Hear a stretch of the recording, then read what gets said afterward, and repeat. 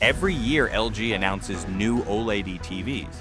And every year, most of the changes are predictable. Brighter here, faster there, nothing dramatic. But 2026 is different. LG has quietly moved technology that used to be flagship only into places no one expected. And if you know LG's lineup, you'll realize this breaks their usual rules. So what changed? That's what we're unpacking today, because these upgrades aren't loud, but they matter. But before we dive in, please hit that like and subscribe button to support this channel and ring that bell to get notified on our latest drops. So let's start with what LG didn't do. There's no radical redesign this year, no dramatic new screen shape, no marketing buzzword meant to reset OLED overnight, which actually makes it easier to miss what did change, because the biggest shifts aren't obvious unless you already understand how LG usually separates its OLED lineup. For years, LG has been very consistent. If you wanted their best OLED panel technology, you had to go flagship. The G series got the newest panels, the highest brightness targets, and the most aggressive processing. Everything below that was intentionally more restrained, and that's why the 2026 lineup feels different. The G6 still sits at the top, and it's using LG's next generation tandem OLED panel with what they're calling hyper radiant color. In practical terms, that means more efficient light output, higher peak brightness, and better performance in brighter rooms. That part isn't surprising. Flagships are supposed to push limits.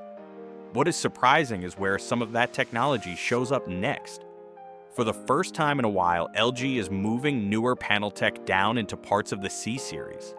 Certain C6 sizes are now using a tandem OLED panel as well, something that used to be clearly reserved for the top tier.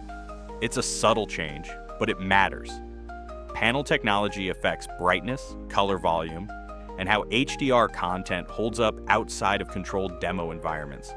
And brightness has always been the one thing people push back on with OLED. Perfect blacks are great, but if highlights don't cut through ambient light, especially in living rooms, the experience suffers. LG seems very aware of that this year. It's also not just about the panel. Both the G6 and C6 are running LG's latest alpha processor, which improves tone mapping, upscaling, and motion handling.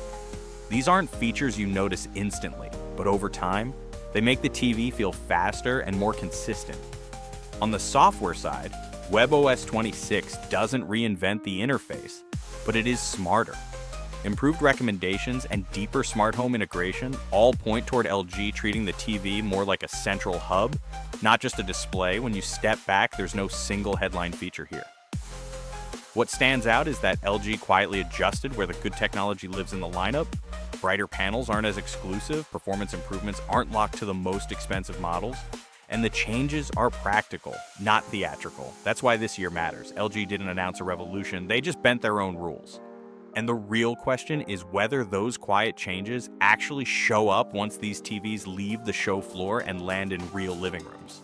CES 2026 is just getting started, and a lot of the most interesting updates aren't the ones being shouted the loudest. That's what we'll be keeping an eye on. The quiet changes, the real upgrades, and what actually matters once the hype fades. If you want to stay up to date with everything coming out of CES 2026, make sure you're subscribed here on Circuit Savvy. We've got more breakdowns, hands-on impressions, and real-world analysis coming your way. Until next time, stay savvy.